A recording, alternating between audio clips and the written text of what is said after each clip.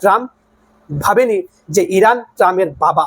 আমরা চোখের বদলে চোখ নয়, চোখের বদলে হাত পা চোখ সব চাই, পঙ্গু করে দেব। দর্শক, প্রায় 25 দিন যুদ্ধ হচ্ছে, একটাও যুদ্ধর সম্পর্কে যুদ্ধ নিয়ে ভিডিও করিনি। আজকে যুদ্ধ নিয়ে ভিডিও করছি কিছু প্রশ্নের উত্তর জানার জন্য। ইসরায়েল ও আমেরিকা কেন ইরানের ওপর হামলা করছে? এই প্রশ্নের উত্তর ইসরায়েল ও আমেরিকার কাছে আছে। ইরানে পরমাণু বোমা আছে, তার সঠিক তথ্য প্রমাণ আমেরিকার কাছে নেই।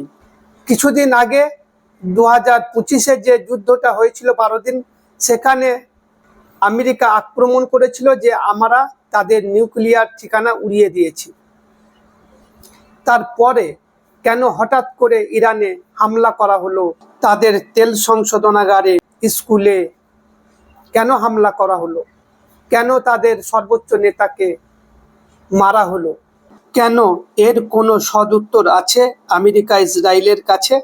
আর এই যুদ্ধের কোনো মাথা মুন্ডু নেই। তবে শুরুটা আমেরিকা ইসরায়েল করেছিল, শেষটা ইরান করবে বলে ঘোষণা দিয়েছে যে আমরা এইভাবে ছাড় দেবো না। তারা একের পর এক আমেরিকার উপর প্রেসার ক্রিয়েট করছে।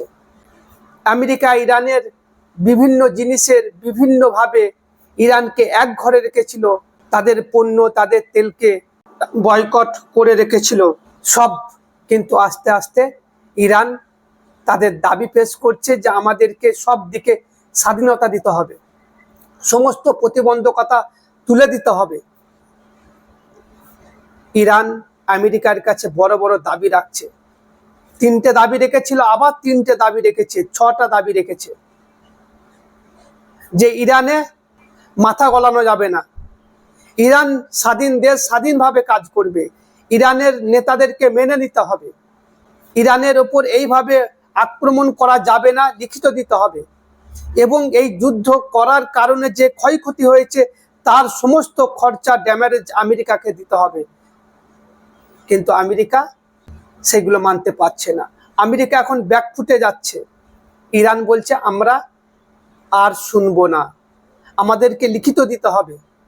ইরান তাদের সমস্ত জিনিসের যে প্রতিবন্ধকতা ছিল সেইগুলো আস্তে আস্তে করে আপনার রিকভার করছে। ইরানের যে কারেন্সি, ইরানের যে মুদ্রা, যেগুলোকে ব্যান করে দিয়েছিল আমেরিকা, ইরানকে আর কি ভাতে মারার চেষ্টা করেছিল, তারপরও ইরানের জনগণ কিন্তু সেইগুলো সয়ে গিয়েছিল, সেগুলো মানিয়ে নিয়েছিল। কিন্তু ইসরায়েল আমেরিকা কি ভেবেছিল ইরানকে সে ইরাকের মতো, যে ইরানের ওপর 2-4টে বোম ফেলে দেবো, সর্বোচ্চ নেতাকে মেরে দেবো, তাহলেই ইরান শেষ হয়ে যাবে?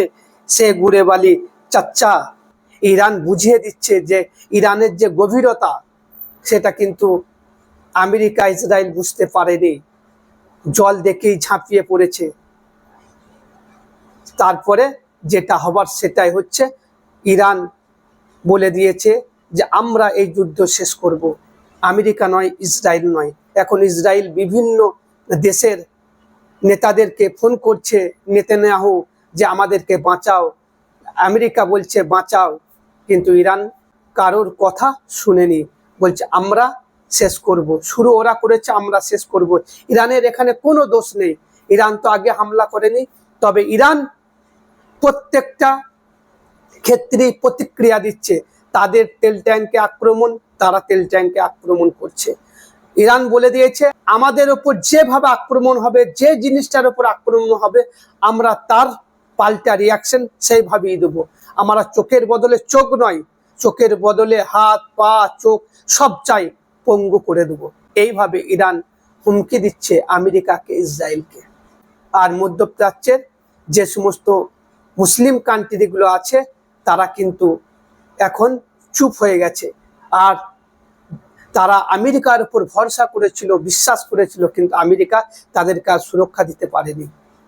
ইরান বলে দিয়েছে আমরা আমেরিকার সমস্ত মধ্যপ্রাচ্যের যে সমস্ত বন্দরগুলো আছে, যে সমস্ত তাদের এয়ার ডিফেন্স সিস্টেম আছে, যে সমস্ত বন্দর আছে, সব ধ্বংস করে দেব। ইরানকে ছোট্ট ছেলে ভেবেছিল, কিন্তু ট্রাম্প ভাবেনি যে ইরান ট্রাম্পের বাবা। আজ ডোনাল্ড ট্রাম্পের মুখ হাত সব চুপসে গেছে। দর্শক, কোনো জিনিসকে হালকাভাবে নিবেন না। যেটা হালকাভাবে আমেরিকা, ইসরায়েল, ইরানকে নিয়েছিল, আজ তার পরিণতি দেখুন।